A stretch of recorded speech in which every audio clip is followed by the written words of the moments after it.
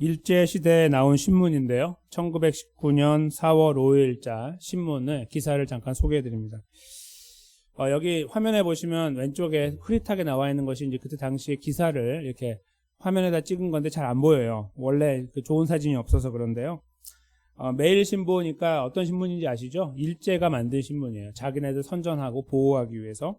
그래서 그들이 만든 신문에 이제 1919년 언제인지 아시죠? 네, 기민년이고 3월 1일에는 3.1절 운동이 있었던 날이죠. 그날로부터 한 달 정도 지난 4월 5일자 신문인데요. 기사 제목이 이래요. 기생이 소동. 기생이 소동. 이런 말이에요. 네. 저기 기생이라고 저기 고어로 써 있는데 기생이 소동을 일으켰다 그런 말이에요. 그 내용이 뭔지 좀 궁금하시죠? 기생은 몸 파는 기생을 말하는 거예요. 근데 황해도 해주라고 하는 곳에 있는 기생들이요. 이제 여러 전국에서 이제 기생들이 활동을 했지만 이분들이요.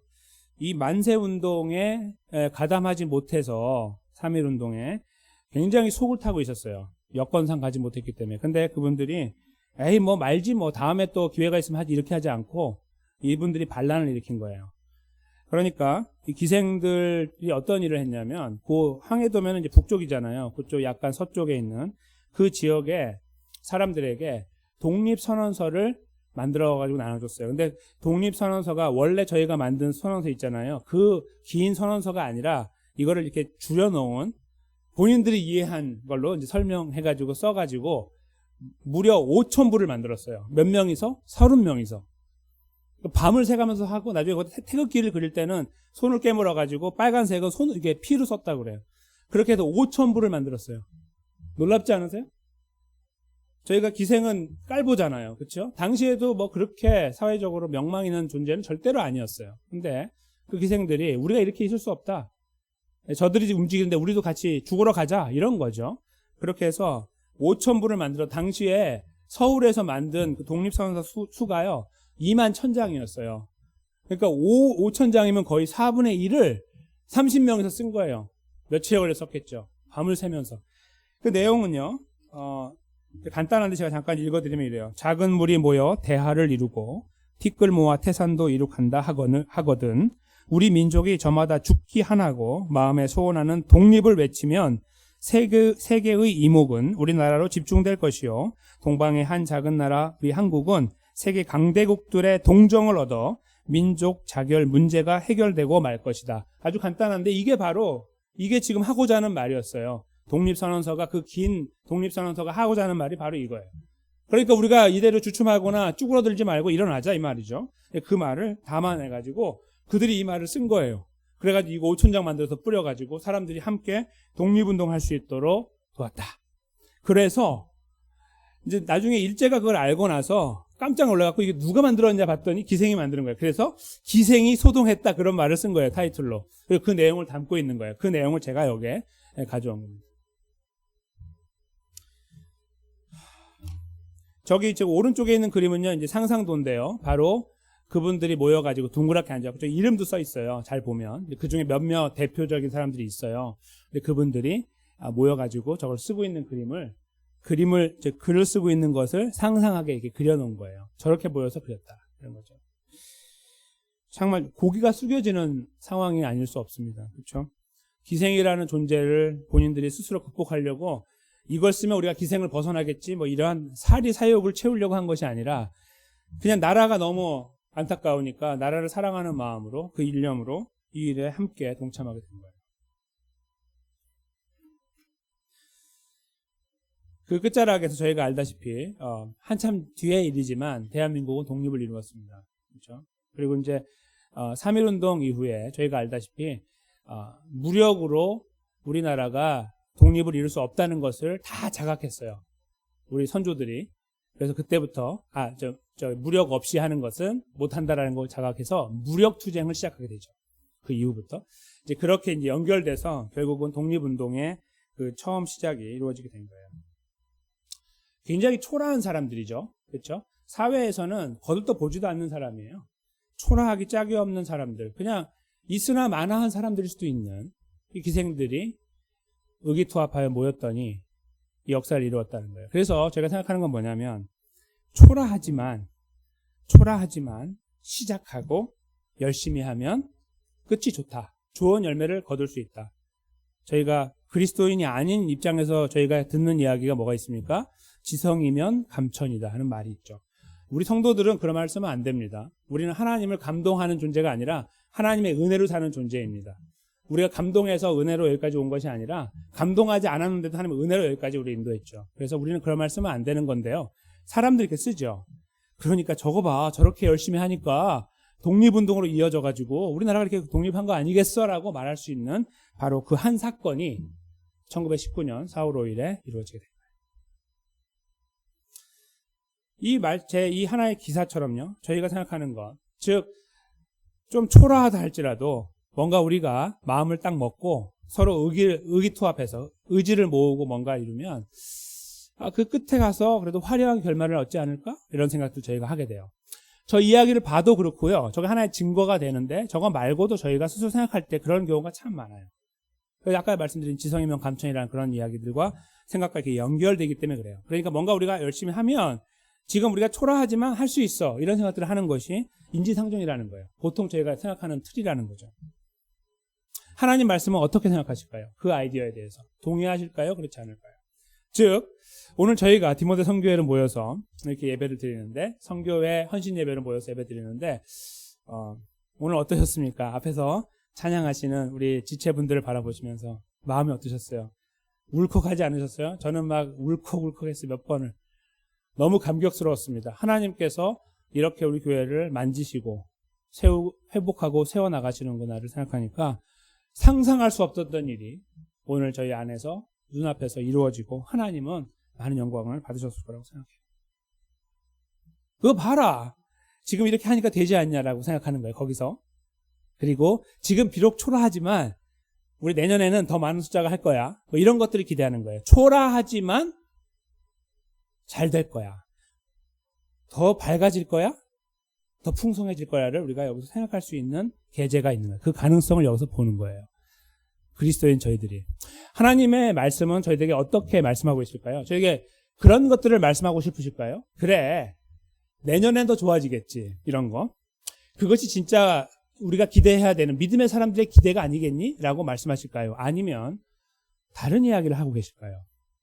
성경 전반적으로의 이야기를 잘 요약하고 있는 내용이 바로 오늘 본문인데요. 이 본문을 제가 들여다보면서 하나님께서는 우리들에게 어떤 말씀을 하고 싶으실까? 이 중요한 예배를 통해서 디모데 선교회를 어떻게 격려하기 원하실까? 또 시온 장로교 전체를 어떻게 격려하기 원하실까? 그런 의구심을 가지고 말씀 속에 한번 들어가 봤으면 좋겠습니다. 오늘 말씀은 좀 복잡한 배경들이 있기 때문에 간단하게 설명을 드리지 않으면 표면적으로 이해하기 때문에 성경을 이해할 수 없습니다. 그래서 부득이 이제 배경을 설명드리는데 다음 슬라이드에 보면은 지도가 하나 나와 있는데요. 이 지도는 이렇게 얼핏 보시면은 너무 복잡해가지고 가까이 오지 않으면 잘 안 보이실 거예요. 근데 이제 제가 설명을 좀 드리면 지금 그냥 기본적으로 이렇게 돼 있습니다를 말씀드리려고 갖고 온 건데 사실 슬라이드에는 그게 잘 나오지 않았어요. 저희 뭐냐면 사도 바울이 하나님의 부름을 받고 복음을 전하러 3번 여행을 가요. 전도 여행, 선교 여행이라고 부르는 3번의 긴 장정의 여행을 마치고 4번째는 로마로 가서 투옥되고 순교하게 됩니다. 그래서 총 4번 움직이지만 정확하게는 3번 돌아오는 것까지 하면 3번 돌아오고 마지막에 가서 순교하게 되거든요. 여기에 이제 그 내용, 이제 그 루트가 이렇게 나와 있는 거예요. 근데 지금 이제 그 처음에 사도 바울이 바나바라고 하는 분하고 복음을 전하러 갔었어요. 이쪽 지금 저희가 볼 때 맨 오른쪽에 위쪽 부분에 동그라미 잘 안 보이시겠지만 안디옥이 있는데 거기가 이제 선교의 본부거든요. 거기서 이제 파송을 해요. 사도 바울하고 바나바를. 그래서 그들이 처음 여행을 이렇게 떠나는 장면이 이렇게 나오고요. 한번 돌고 돌아오는 그림이 이제 먼저 파란색으로 짧게 표현된 것이 이제 첫 번째 여행이에요. 그때 이제 복음을 전하고 돌아온 다음에 두 번째 여행을 가기 전에 예루살렘에 갈 일이 생겼어요. 이제 잠깐 설명을 드릴게요. 복음을 잘 전했잖아요. 이스라엘 밖에 나가서 복음을 전했잖아요. 그래서 교회를 많이 개척했어요. 그런 다음에 이제 돌아와서 보고를 하는데 이상한 소문이 나기 시작했어요. 뭐냐면 유대인들로서 예수 믿은 사람들이 이런 말을 하는 거예요. 예수님 믿으면 다냐? 율법 안 지키면 땡이다. 이렇게 말한 거예요. 예수님 믿으면 다냐? 할례 안 받으면 땡이다. 이렇게 말한 거예요. 즉 예수님 믿어도 할례 받고 율법 안 지키면 지옥 간다. 이렇게 말을 한 거예요. 다른 말로 바꾸면. 천지가 개벽할 말이에요. 그래서 사도 바울 포함하여 모든 사도들이 이 일을 아주 심각하게 다루었어요. 그래서 예루살렘에 베드로 사도를 비롯한 예수님 동생 야고보까지 해가지고 사도들과 함께 장로들이 모여가지고 기독교 역사상 처음으로 공의회 회의를 열었어요. 처음이에요. 예루살렘 공회라고 불러요. 저희가 읽은 사도행전 16장 바로 앞에 전체를 천천히 읽어보시면 그 내용이 자세하게 나와요. 거기에 이제 사람들이 모였어요. 리더들이 다 모여가지고 이런 궤변을 놓는 사람들이 있다 이렇게 이야기를 한 거예요. 이거 어떻게 우리가 처리해야 되는 거 아니냐. 그래서 공식 입장을 발표해요. 거기에서. 즉 예수님 믿어서만 구원 받습니까? 아니면 예수님 믿지만 율법 지키고 할례 받아야 됩니까? 요거 두 가지 중에 하나를 결정해야 되는 상황이 된 거예요. 그래서 그때 이제 사도 베드로가 먼저 일어나죠. 언제나 그렇듯이. 그래서 그분이 우리가 구원받은 것은 예수 그리스도의 십자가와 부활의 은혜다. 그거 말고 아무것도 없다. 근데 우리가 어떻게 밖에서 들어온 사람들에게 이런 새로운 짐을 쥐어서 우리도 감당하지 못한 그 일에 그들을 힘들게 할 것이냐. 이건 말이 안 된다라고 분명하게 못을 박았어요. 그런 다음에 사도 바울이 일어나서 내가 복음을 전할 때 보니까 이런 역사들이 일어납니다. 이 하나님의 역사가 아니고 무엇입니까? 그들에게 구원이 없습니까? 구원이 있습니다. 라고 분명하게 못을 박아요. 그런 다음에 마지막으로 예수님의 동생이었던 야고보가 일어나요.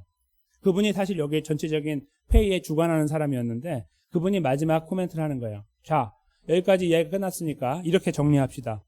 예수님의 십자가 부활 외에는 구원의 길이 없습니다. 마침표 딱 찍고. 그러나 그래서 할례나 율법 지키는 거 더 이상 요구하지 않는 것으로 우리는 결정합니다. 이렇게 딱 결정을 해요. 그런 다음에 그럼에도 불구하고 우상의 재물 같은 거 쉽게 먹으면서 에이 구원받았는데 뭐 괜찮아 이렇게는 하지 맙시다. 사람들 상처받으니까.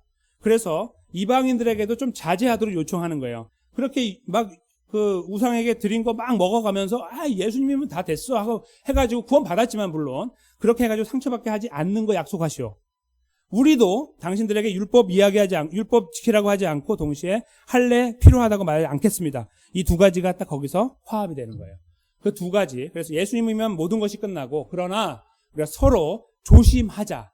요 내용으로 결론을 낸 거예요. 이게 바로 초대 기독교에 처음 모여진 예루살렘 공회의 결론이에요. 그 내용을 이제 결정한 다음에 그들이 다시 사도 바울하고 바나바를 두 번째로 또 전도 여행을 보내도록 결의해요. 그래서 왜냐하면 그들이 목숨 걸고 복음을 전하는 걸 보고 앞으로 그렇게 할 거라는 확신을 갖고 이분들 같은 분이 없다. 우리 지금 현재 교회에 다시 보내자 하고 서포트를 강력하게 해가지고 또 보내게 되는 거예요.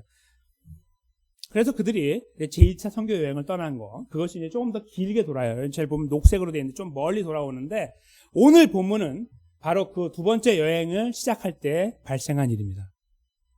이제 여행을 출발해가지고 더베라는 곳으로 가서 오늘 이제 본문에 보면은 더베, 루스드라, 이고니온이 세 지명이 나오는데 거기가 바로 이제 사도 바울이 당도했던 곳이에요. 거기에서 두 번째 여행을 어떻게 하고 있느냐 이제 그 내용입니다. 근데 제가 왜 장황하게 앞에 말씀을 드렸냐면 그 내용을 이것을 이제 이게 우리 입장이다라는 것을 이제 정확하게 발표한 거예요. 오늘날 하면 이제 공문서를 만든 거예요. 도장 찍고 사인한 거예요. 이거 말고 다 이단이라 이거예요. 아시겠죠? 이거 말고 헛소리하면 다 이단이다. 이걸 결정한 거예요. 그렇게 딱 만들어가지고 이걸 다 만들어서 이걸 가지고 사도 바울이 다시 교회를 세웠던 곳을 포함하여 교회를 대처하지 않은 곳까지 가면서 이 복음을 전하는 거예요. 왜냐하면 당시에 사도 바울 말고도 많은 분들이 복음을 이야기했는데 항상 많은 분들이 그렇게 이야기한 거예요. 당신 할례 받아야지. 그리고 율법 그렇게 안 지키면 구원 없어. 이렇게 말하는 사람이 많았어요. 그래서 그들 다 이단으로 규정하고 그리고 복음을 전하기 시작한 거예요. 두 번째부터. 그 내용을 이제 먼저 알고 계시면 좋습니다. 그 내용 속에 오늘 더베와 루스드라에 이르렀는데 거기에서 디모데라 하는 제자를 만났어요. 사도 바울이 1차 전도 여행을 할 때요. 그곳에 갔었거든요. 거기서 복음을 전했었어요. 근데 그때 이제 여러 사람들이 예수 믿었지만 이 한 가문을 지금 이야기할 수 있는데 그 가문이 누구냐면 디모데 가문이에요. 디모데 어머니가 유니게인데 오늘날 영어로 하면 유니스예요. 유니게가 예수님 믿고 그 할머니가 할머니 이름이 로이스인데 그 할머니도 예수를 믿어요. 그래서 예수님 믿지 않은 가정이었는데 어머니는 유대인이었지만 결국 예수님 믿어서 구원받게 돼요. 어머니와 할머니, 어머니의 어머니죠. 그리고 그 아들 디모데가 이렇게 외가 쪽으로 구원을 받게 된 거예요. 그런데 하고자 하는 말이 3절에 보면은 그 아버지는 헬라인이었다 이렇게 쓰고 있죠. 그러니까 처음에 결혼할 때 유대인들은 결혼할 때 원래 이방인과 결혼하면 불법으로 여겼었어요. 예나 지금이나 그러겠 요즘엔 모르겠지만 옛날에 그랬거든요. 근데 이 결혼 자체가 그래서 원래는 성립되지 않는 결혼이지만 유대인들이 갖고 있는 또 하나의 생각이 있어요. 만약에 유대인이 여자라고 하면 그 태어나는 아이는 유대인이다. 이렇게 생각하는 것도 갖고 있었어요. 반대죠. 보통 남자가 보통 이 주도권을 갖고 있잖아요. 보통은 이 예전 사회에서. 근데 반대가 돼요. 그래서 어머니가 영향력을 행사하기 때문에 그래요. 그래서 어머니 밑에 유대인이 태어나면 얘는 유대인이다. 이렇게 받아들였어요. 불법이라 할지라도. 그러니까 디모데는 태어날 때부터 유대인으로 인정받고 자라난 거예요. 그 지역에 지금 예루살렘 떠나 있지만 다른 지역에 이방에 살고 있지만 아마 그 아버지 되는 사람이 이제 그 그리스 사람 헬라인인데 아마도 이제 그쪽에서 하는 어떤 중요한 일을 담당하는 사람으로 이제 여겨져요. 이제 그 좀 명망이 있는 사람. 그러니까 이제 그 사람들이 많이 주목하고 있는 가운데 있는데 디모데가 그 중에 이제 태어난 건 아니고 그때 태어난 건 아니고 이미 그때 예수님을 영접하게 된 거예요. 첫 번째 여행할 때 예수님 만났어요. 그러니까 사도 바울이 디모데를 기억하고 있는 거예요. 아주 젊은 청년인데 똘망똘망하고 예수님 잘 믿고 가고 있는 그를 다시 찾고 싶었던 거죠. 그래서 오늘 2절에 보면 그쪽에 와서 디모데라 하는 제자를 만나게 돼요. 그리고 이제 그 가정 어머니와 부친 헬라인이라는 것을 설명을 하죠. 그런 다음에 그를 만났잖아요. 근데 그 디모데를 설명하기를 루스드라와 이고니온이라는 그 지역이 있는데 서로 한 20마일 정도 떨어진 거리인데 당시에는 그 가까운 거리였어요. 그 근방에서 칭찬을 받는 사람이었다 이렇게 쓰고 있어요. 그러니까 디모데가 사도 바울이 볼 때도 괜찮고 앞으로 2차 전도 여행을 할 때에 데리고 다닐 수 있는 사람으로 점지하여 둔 사람임에 이제 그 이유가 그가 사람들이 볼 때 칭찬받는 사람이었다는 것을 이제 알게 되는 거예요. 여러 가지 모양으로 믿음도 좋고 사람들에게 칭찬도 받는 사람이었다. 이렇게 저희가 이제 정리를 할 수 있는 겁니다. 그런데 이제 그를 데리고 이제 가면 되잖아요. 이제 여기 있다가 여행을 가면 되는데 3절에 보면 떠나려고 할 때에 갑자기 이상한 일을 해요. 3절에 보시면 뭘 하죠? 할례를 해요.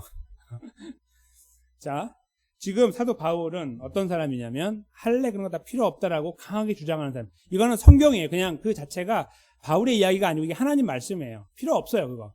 그런데 할례가 필요 없다고 주장했던 사도 바울이 지금 디모데를 할례하고 있어요. 지금 데려가기 전에 왜 이것을 하고 있을까요? 여기 이제 이 상황을 보시면 이유가 나오는데 바울이 그를 데리고 떠나고자 할 때 그 지경에 있는 유대인을 인하여 유대인 때문에 그에게 할례를 행했다 그런 말이에요. 그리고 어머니가 유대인이고 아버지가 헬라인이기 때문이다 이렇게 말했어요. 당연히 아버지는 헬라인이고 예수님을 믿지 않기 때문에 할례 같은 거 안 하죠. 집안에서. 그걸 알고 있었기 때문에 그에게 할례를 했다 이 말이에요. 그러니까 저희가 좀 혼동이 되는 거예요. 할례는 필요 없다고 말하는 강하게 주장하는 사도 바울이 왜 할례를 하지? 그냥 가면 되지 이렇게 생각할 수 있잖아요.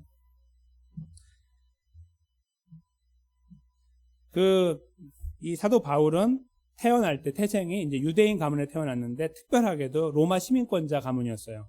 아마도 많은 돈을 주고 부모가 샀을 가능성이 있다 이제 볼 수 있어요. 아니면은 아주 큰 공을 세우는데 그렇게 하긴 어려우니까 돈을 많이 주고 부모 때 이미 시민권을 사서 태어난 바울은 태어날 때부터 로마 시민권자가 되게 하는 그런 귀한 가문에 태어났어요. 사실 당대에 이제 찾기 어려운 그런 가문 사람이죠. 그러니까 당연히 본인은 무엇을 했을까요? 태어날 때 할례를 했죠. 자기의 의지와 관계없이 난지 8일 만에 할례를 받았어요. 할례를 받은 그가요 가지고 있는 장점이 있습니다. 그것이 무엇일까요?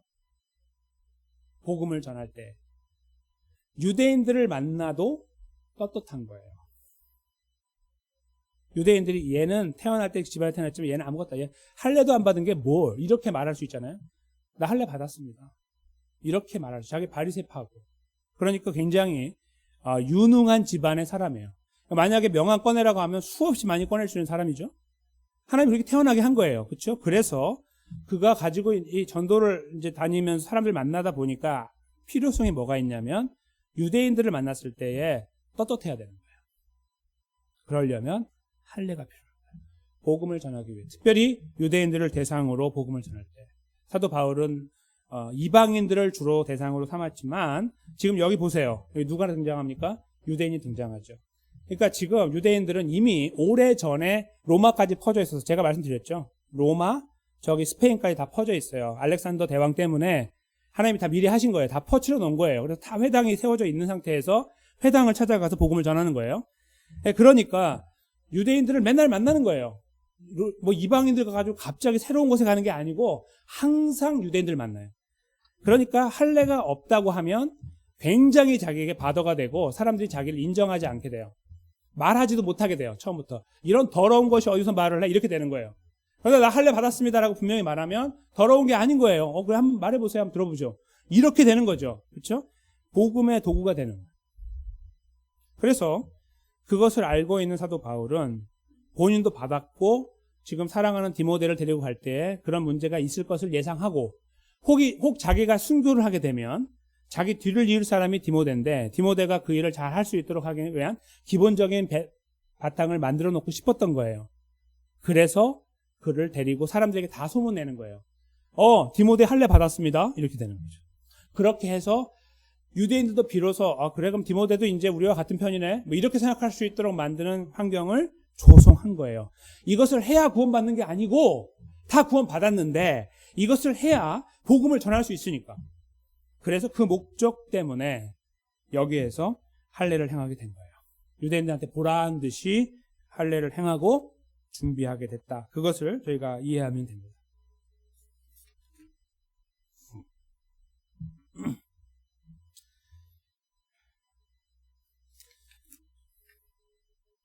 그런 다음에요. 아까 제가 말씀드린 그 예루살렘 공의회에서 결정한 거 아시죠? 예수님만 믿으면 된다. 예수님의 십자가 부활만 믿으면 구원받는다. 율법이 필요 없다. 할례도 필요 없다. 물론 더 깊이 들어가면 그러나 우리가 율법을 지킨다. 왜냐하면 이것이 하나님 백성의 길이니까. 이렇게 설명은 나오지만 표면적으로는 필요 없다라는 것이 정확한 거예요. 구원받는 데 필요 없으니까. 그러니까 이 두 가지를 놓고 말씀을 전하는 이 공식 문서를 사도 바울이 전하는 과정이 4절에 기록되어 있는 거예요. 이거 그냥 읽으시면 무슨 말씀인지 전혀 모르세요. 이게 무슨 말인지.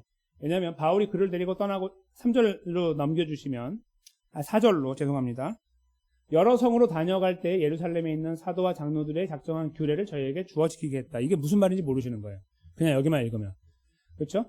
사도와 장로들이 작정한 규례가 뭐야? 이렇게 생각해야 되잖아요. 그렇죠? 그걸 전했으니까. 바로 그 규례는 제가 지금 말씀드린 예루살렘 공의회가 결정한 바로 그 아주 간단한 사실이에요.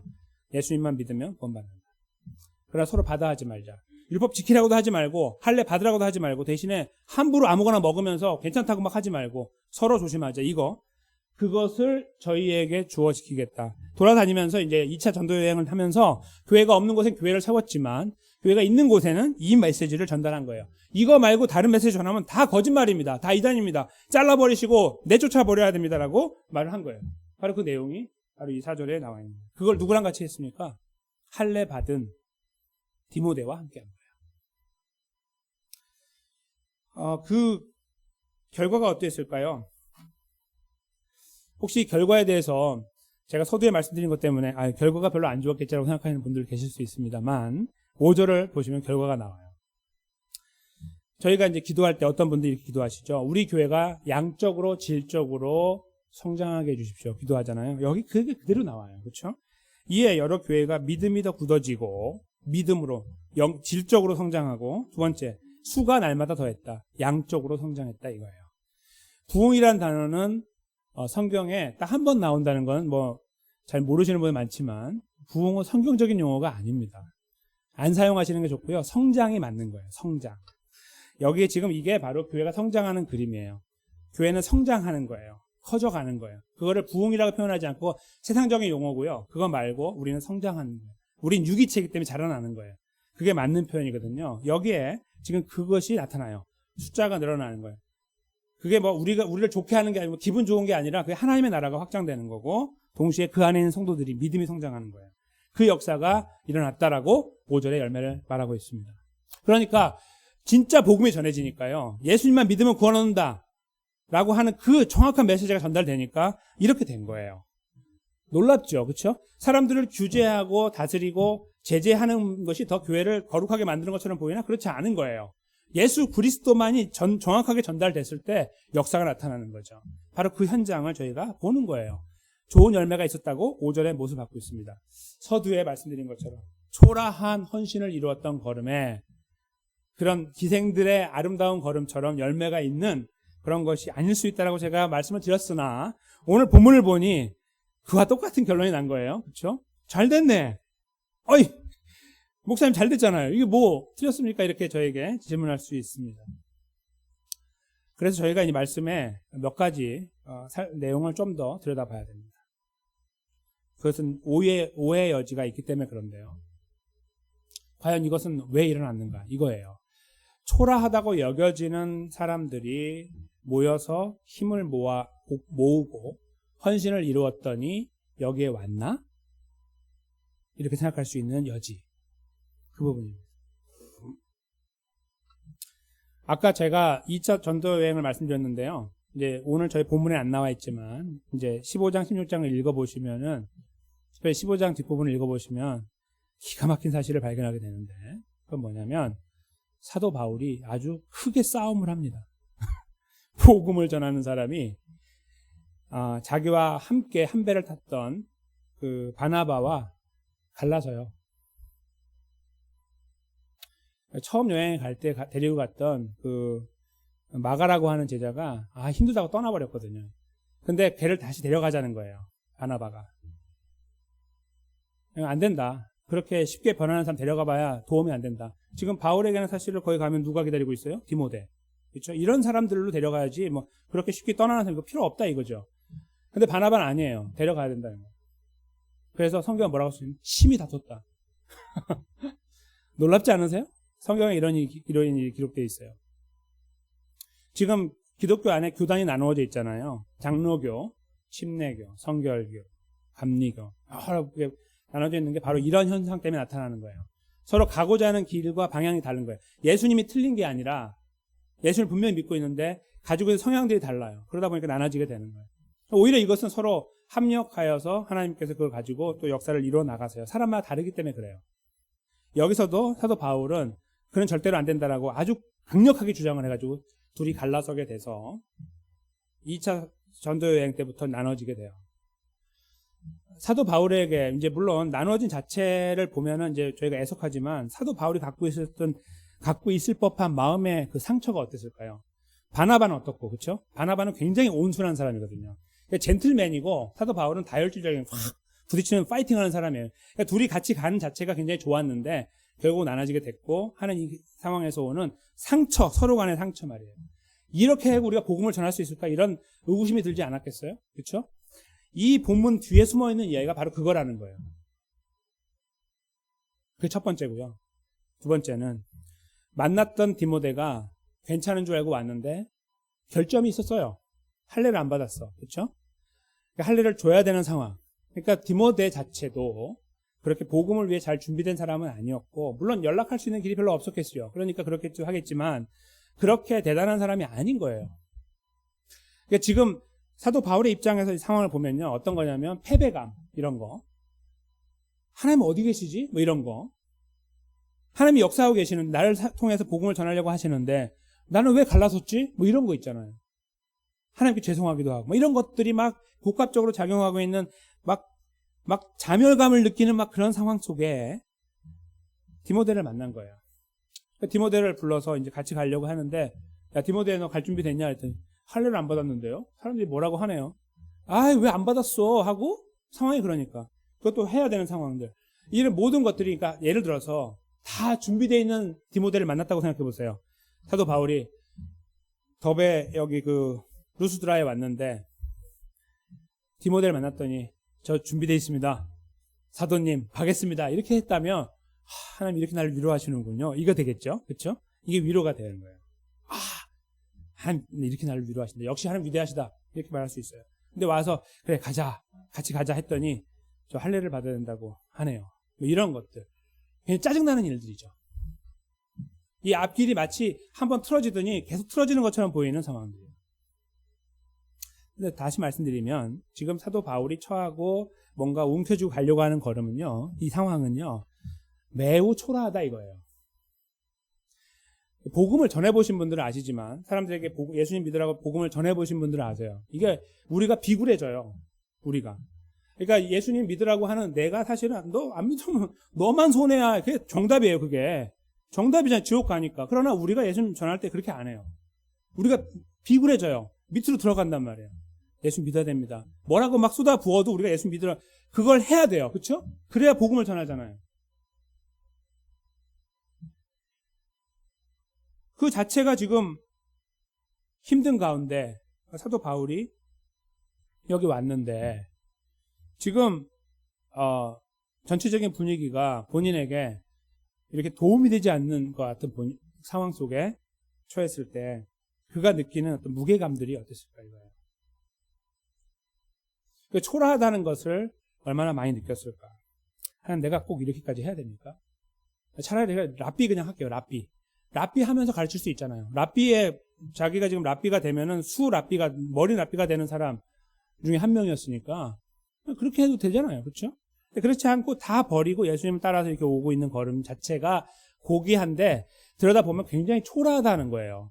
사도 바울 저희가 볼 때 위대한 사도라고 생각하죠. 천만의 말씀. 얼마나 고통스럽게 그 삶을 살았는지 몰라요. 바보같이 병신같이 살았어요. 그게 사도 바울의 삶이에요. 그러니까 초라함 자체를 뒤집어 쓰고 살았다 이거예요. 사도 바울이.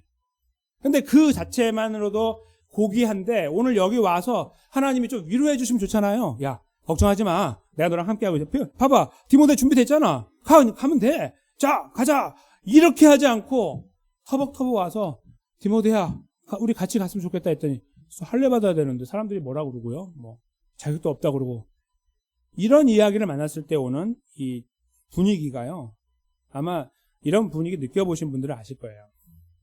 이 그리스도는 열심히 살려고 하고 내가 어떻게든 그리스도의 향기를 나타내려고 하고 복음을 나누려고 하고 뭐 이런 것들을 하다가 막 자멸감을 느끼는 상황들. 나중에 너무 초라하니까 발가 벗겨진 것 같은 느낌을 받을 때도 있고 다 때려치고 싶은 거죠. 그렇죠? 그런 상황을 만날 수가 있어요. 지금 사도 바울은 정확하게 말씀드린 그런 상황 속에 있는 거예요. 그러니까 초라함의 극치예요. 초라한 헌신은 훌륭한 열매를 맺게 한다라는 그런 내용처럼 보이지만요. 지금 본문에서 저희가 캐치해야 되는 중요한 사실은 이건 그냥 초라함 그 자체다. 복음을 나누는 자체가 초라해서도 맞고요. 거기 모인 사람들이 초라한 사람들이. 사도 바울을 향해서 박수 쳐주고 그래도 당신은 위대한 사도입니까? 당시에 천만의 말씀 아무도 그렇게 이야기 안 해요. 거지같이 옷 입고 다니지 거기다가 그냥 가는 곳마다 잘 곳 없고 먹을 거 없어갖고 그런 누가 거기서 뭘 어떻게 합니까? 뭐 기업을 하나 일구어가지고 다 요즘 말로 하면 다 특급 비행기 타고 다니면서 복음 전하면 달라지죠 이 아이가. 세상의 눈으로 볼 때. 사도 바울은 그 정반대의 길 속에 있었어요. 그러니까 본문은 무엇을 보여주고 있냐면 초라한 헌신 그 자체를 보여주고 있는 거예요. 그런데 그 결과가 이러니까 그래도 잘 된 거 아닙니까? 라고 답할 수 있을 때 저희가 느껴야 되는 것이 뭐냐면요. 그들이 그 초라한 가운데 헌신을 했기 때문에 이루어진 것이 아니라 하나님께서 그 초라한 자들을 사용하신 거예요. 그걸 읽으셔야 됩니다. 즉 여기 모인 자들이 웬만큼 자격이 되니까 하나님이 됐어. 이 정도면 자격이 돼. 내가 너희를 통해서 할게. 라는 것이 아니라 누가 봐도 초라하기 짝이 없는 사람들이에요. 근데 그들을 하나님이 붙잡고 복음을 전하니까 교회가 양적으로 질적으로 성장했다라고 본문이 쓰고 있다는 말씀입니다. 아시겠죠? 그러니까 우리가 의기를 투합하고 열심히 하면 소위 믿음을 모은다고 하죠. 교회에서. 그렇게 하면 내년에 우리가 더 커지고 좋아질 거라는 어떤 그런 그림들을 그리라고 하는 말씀이 아니라는 거예요. 초라함 자체를 다른 말로 좀 제가 강하게 말씀드리면 즐기라는 겁니다. 초라함 자체를 인정하라는 거예요. 우리는 초라하다 이거예요. 그냥 언제까지요? 평생. 우리는 언제까지 초라합니까? 예수님 다시 오시거나 우리가 하나님 나라에 갈 때까지 초라해요. 정말 복음을 붙잡고 살아가는 사람은요, 그 초라함을 매일 느끼는 거예요. 우리 교회가 이제 이 정도 컸으니까 뭐 초라함 더 이상 없으니까 천만의 말씀, 그건 다 헛소리입니다. 그건 눈으로 보고 있는 그 현상 바라보면서 거기서 그 이야기를 하고 있는 거예요. 지금 저희가 더 분명하게 알아야 되는 사실은 거기에서 뭔가 이루어진 것은 하나님께만 박수를 쳐드릴 뿐, 우리가 거기에서 그래도 대단해지네요 라는 것은 그렇게 많이 인조해할 필요가 없어요. 그거보다 더 인조해야 되고 고백하고 인정하고 나아가야 되는 것은 우리는 초라하다는 거예요. 우리는 초라하다. 우리는 너무너무 초라하다 이거예요. 그래서 제가 이만큼 갖고 있는데 이만큼 이루었는데 내가 뭐가 초라합니까? 라고 말씀하실 분 계십니까? 제 말씀은요, 하나님의 눈 앞에서입니다. 구원받은 우리가 살아가는 삶에서 우리가 어떻게 살아가고 있는지 돌아보면 우리는 초라하다 못해 너무 비참합니다. 그렇죠? 우리가 여기서 이렇게 번듯하게 옷을 입고 하나님 예배하고 있지만 하나님 앞에 서 있을 때마다 느끼는 게 있습니다. 너무 죄송하죠. 너무 죄송해요. 그것을 저희가 조금 다르게 바라보면 그게 바로 초라함이에요. 그런데 그 초라한 상황들, 사도 바울 사실 혼나야 되죠. 하나님 앞에. 야, 너 왜 다 깨트렸어? 연대를 내가 어떻게 만들었는데 너 바나바 너를 위해서 얼마나 희생했는데 몰라? 처음에 너가 이 교회에 들어와서 이 일을 할 때 바나바가 너를 위해 얼마나 많은 일을 했냐? 정말 많은 일을 했거든요. 호통을 치고 하나님께 책망받아야 돼 맞는 상황이에요. 그러니까 별거 꺼내 드릴 것도 없고, 하나님 저 힘들어요. 네가 잘못했으니까 네 문제지 라고 하셔도 할 말 없는 상황. 거기 하나님이 개입하시고 불쌍히 여기시고 붙잡은 거예요. 별 볼 일 없어 보이는 디모데 붙잡았죠. 그리고 제대로 자기 감정 컨트롤 못하고 생각 좀 양보 못하는 사도 바울 붙잡았죠. 붙잡고 그들을 인도해 나가실 때 교회가 영적으로 육적으로 성장하게 됐다는 말씀이에요. 여기서 보이세요? 무엇이 보이시나요? 하나님의 보이지 않는 손이죠. 저희가 초라한 헌신을 아무리 이루어도 화려한 결론에 도달하지 않아요. 오히려 그 도달하는 결론에서 우리는 하나님을 봐야 돼요. 야, 기가 막히다. 우리같이 초라한 자들을 통해서 하나님의 역사를 이렇게 이루시는구나라고 보고 하나님께 영광을 돌리는 것이 맞지. 이거 봐. 힘 모으니까 되잖아.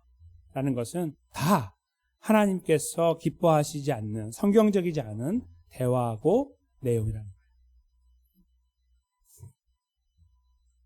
우리는 오늘 초라한 헌신이라는 제목으로 말씀을 나누고 있습니다.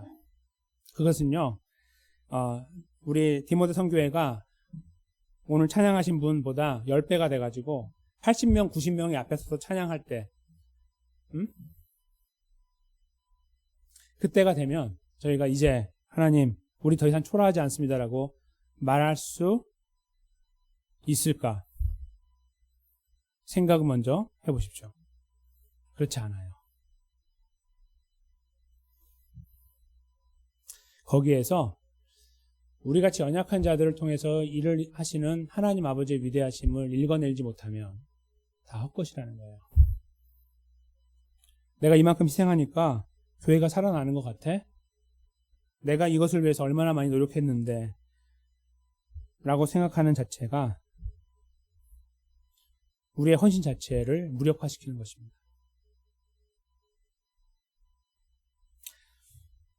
조금 더 정확하게 말씀드리면요, 내년에 저희가 만약에 오늘 특송했던 분이 그냥 그 숫자 그대로 특송할 수 있어요. 아니면 더 줄어들 수 있습니다. 아니, 목사님 그렇게 비관적인 말씀하십니까? 라고 생각할 수 있지만 잘 생각해 보세요.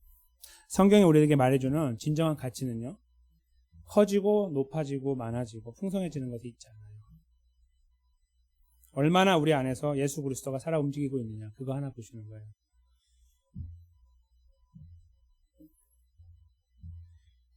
예수님의 걸음이 그걸 저에게 보여주고 있습니다. 제 말씀이 아니라. 예수님께서 십자가의 길을 걸어가실 때에요, 사도 바울이 그 서신서를 감옥에서 썼어요. 로마 감옥에서, 빌립보서 쓸 때. 근데 그 감옥에서 그 내용을 이제 하나님의 영감으로 기록하면서 그가 쓴 내용이 뭐냐면 예수 그리스도는 하나님과 본체가 같은데 그걸 다 버리고 계속해서 낮아지고 다른 말로 바꾸면 초라해졌는데 어디까지 초라해졌냐면 십자가의 죽으심까지 초라해졌다 이렇게 표현하고 있죠. 빌립보서 2장 말씀이에요. 근데 예수님께서요 언제까지 초라해지셨냐면 정확하게 말씀드리면 내 눈에 흙이 들어오기 전에 내가 하나님의 역사를 보겠습니다. 우리 이 초라함을 하나님 극복하실 그 영광스러운 걸 보겠습니다. 보여주십시오. 라고 예수님이 하신 게 아니라 눈에 흙이 들어가 버렸어요. 그렇죠? 돌아가셨어요. 눈에 흙이 들어갔다고요. 그냥 게임이 다 끝났어요. 즉 초라한 헌신의 그 결정체가 되는 가장 극적이고 가장 고귀한 그 초라한 헌신 그 자체이신 예수 그리스도의 헌신이 그 끝자락에서 보여준 게 뭐냐면 죽음이었다는 거예요. 아유 부활했잖아요. 그거는 나중 이야기예요. 그거 지금 이야기하면 안 돼요. 그렇게 쉽게 인생을 이야기하면 안 된다는 거예요. 성경은 그렇게 이야기하지 않는 거예요. 예수님은 그래서 죽었다 이거예요. 그리고 3일 만에 부활하실 거 제대로 들었지만 기대 안 했습니다. 그냥 끝난 줄 알았어요. 흙이 들어갔으니까 눈에. 그게 예수님의 걸음이었어요. 근데 그것을 놓고서요. 하나님 사도 바울을 통해 기록하시는 그 빌립보서 말씀의 내용을 여기다 제가 적어드렸는데 한번 잠깐 보시면요. 제가 다 읽지 않고요. 요거는 저 앞부분만 제가 읽겠습니다. 이러므로 돌아가셨거든요. 돌아가셨다. 이러므로 이렇게 되는 거예요. 하나님이 그를 지극히 높여 여기까지만 읽겠습니다. 그 내용은 이제 쭉 저희가 보시면 아시는 내용. 여기에 주어가 바뀌고 있어요. 앞에 주어는 예수 그리스도가 주어예요. 그가 쭉쭉쭉 내려와가지고 결국 십자가에 죽어서 눈에 흙이 들어갔다 이거예요. 초라하다가 완전히 망했다 이거예요. 한마디로. 그래서 그 다음부터 하나님이 잡았다 이거예요. 하나님이 잡아서 그 다음 스토리를 써내려가는 거예요. 그를 끄집어낸 거예요. 그리고 그를 주라 시인하게 하셨다. 그가 진정한 구원자가 되게 하셨다는 거예요. 그 과정을 통해서. 이 내용을 기록했던 사도 바울은 영감으로 기록했지만 그 내용을 들여다보면서 자기가 읽었을 거 아니에요? 무엇을 생각했을까요? 아, 이게 그리스도의 삶이구나. 그리스도인의 삶이 이거구나를 알았던 거죠. 영광을 추구하는 것은 필요 없다라는 걸 알았던 거예요. 아, 눈에 흙이 들어가면 안 됩니다라고 하는 그 기도가 틀린 거구나. 그걸 알았던 거예요. 승부를 어디에 거는 거예요? 죽은 다음에 하나님의 나라에 거는 거예요. 그래서 사도 바울이요. 그 삶을 이어가면서 그 다음 내용을 기록해요. 바로 오늘 픽업했던 디모데를 향해서 그 내용을 저희가 함께 읽겠습니다. 다음 구절입니다. 이건 전체가 함께 읽었으면 좋겠습니다. 시작. 내가 선한 싸움을 싸우고 나의 달려갈 길을 마치고 믿음을 지켰으니 이제 후로는 나를 위하여 의의 면류관이 예비되었으므로 주 곧 의로우신 재판장이 그날에 내게 주실 것이니 내게만 아니라 주의 나타나심을 사모하는 모든 자에게니라. 아멘. 바로 이 말씀을 여과 없이 주저함 없이 디모데를 향한 이 편지 속에 집어넣어서 쓰게 된 거예요. 너도 이렇게 살아라. 그리고 자기가 그렇게 살아갔죠. 오늘 본문 이후에 이어지는 모든 전도 여행 속에서 그의 시선은 하나님의 나라에 고정된 거예요. 예수님의 걸음을 자기가 썼잖아요. 빌립보서 쓰고서 이거였지 라고 알고 그 예수님의 능력을 힘입어 본인이 그렇게 사는 거예요. 그리고 그렇게 전달하는 거예요. 그것이 맞다라고. 초라한 헌신이라는 것은요. 그래서 저에게 많은 의미를 줘요. 헌신 자체가 초라할 수 있고요. 또 하나는 헌신하는 자들이 초라할 수도 있는 거예요. 그러니까 초라한 자들의 헌신이니까 초라한 헌신이죠. 약한 자들이. 그래서 중요하게는 하나님 앞에서 우리는 다 초라한 자였다는 사실이고요. 그런데도 불구하고 우리를 헌신의 자리에 불러주신 하나님께 감사하고 우리가 이루어가는 것이 대단한 것이 아니라 할지라도 우리가 이렇게 헌신의 시간을 가질 수 있다는 사실에 감사하면서 주님을 바라보면서 영광스러운 자리를 여기가 아니라 하나님 나라에 두고 바라보면서 걸어갈 수 있을 때 하나님이 기뻐하시는 헌신들이 디모데 선교회 안에서 아름답게 이루어지지 않을까 생각을 합니다. 이 말씀은 비단 디모데 선교회뿐만 아니라 그건 아닐 것입니다. 바로 여기 사랑하시는 모든 하나님의 백성들, 예배하시는 모든 분들의 삶 속에도 동일하게 적용되는 말씀일 겁니다. 누구에게나. 근데 여기에서 저희가 이 말씀을 마무리하기 전에 한 가지만 더 짚어볼 부분이 있습니다. 그것은 헌신이라는 말 자체가 저희에게 주는 어떤 우리를 자꾸 혼동하게 만드는 것이 하나가 있는데, 그것은 헌신은 마치 뭔가 이렇게 하는 것, 이렇게 주어진 상황 속에서 뭔가 하는 것으로 자꾸 이해가 된다는 거죠. 예를 들어서 오늘 같이 헌신 예배를 드리거나 아니면 어떤 걸 준비하거나 어떤 일들을 진행하거나 이런 것들을 이렇게 헌신이라는 걸로 대입해서 설명하고 그렇게 상관관계를 이꼴관계로 설명할 때가 참 많이 있는 것 같아요. 그러면요, 저희가 1년에 헌신 몇 번 하는 줄 아세요? 한 번에서 두 번밖에 안 하는 거예요. 그렇죠? 한 번 정도 예배 드리니까. 만약에 우리가 뭐 봉사를 한다? 그럼 거기에 그걸 다 다른다? 그렇게 많지 않아요. 그러나 우리는 하나님의 백성으로 매일매일 살아가요. 365일을 살아요. 1년에. 그렇죠? 그러면 만약에 정해진 어떤 시간 속에서 52주만 만약에 헌신한다고 하면은 나머지는 어떻게 되는 거예요? 대충 살아도 됩니까? 그게 아니죠. 그래서 헌신은 그것이 아니에요. 아시겠죠? 이런 것들이 헌신이 아니라고요. 진짜 헌신은 우리 에브리데이 라이프에서 이루어지는 거예요. 모두에게 우리의 말과 행동과 마음과 생각을 통해 이루어지는 겁니다. 우리가 늘 들어오는 말씀이에요. 가정 안에서 어떻게 살고 있습니까? 입니다. 다시 돌아가고 다시 돌아가는 거예요. 거기에서 우리가 잘 하지 못하고 있다면 거창해 보이는 헌신 자체가 무슨 의미가 있을까요? 사람들에게 박수 받는 것이 무슨 의미가 있을까요? 하나님 앞에서. 그래서 저희는 이 말씀을 마칠 때에 우리의 초라함을 더 분명하게 느낍니다. 절실하게. 그냥 우리가 악해서, 우리가 부족해서 그런 게 아니에요. 그냥 피상적인 게 아니고요. 그냥 내가 오늘 더러운 말을 하니까요. 내가 오늘 더러운 생각을 하니까, 내가 저 사람에게 손찌검을 하니까, 내가 여기 더러운 말을 뿜어내고 발길질을 하니까, 내 성격을 참지 못해서 우르르 가고 화를 내니까요. 아주 구체적이에요. 피상적인 게 아니고.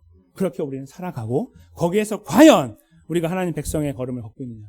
정말 초라하기 짝이 없는 걸음, 눈에 흙이 들어가는 그 걸음을 마다않고 걸어가고 있느냐가 오늘 말씀의 마지막에 우리 모두에게 던져야 되는 질문이라는 것입니다.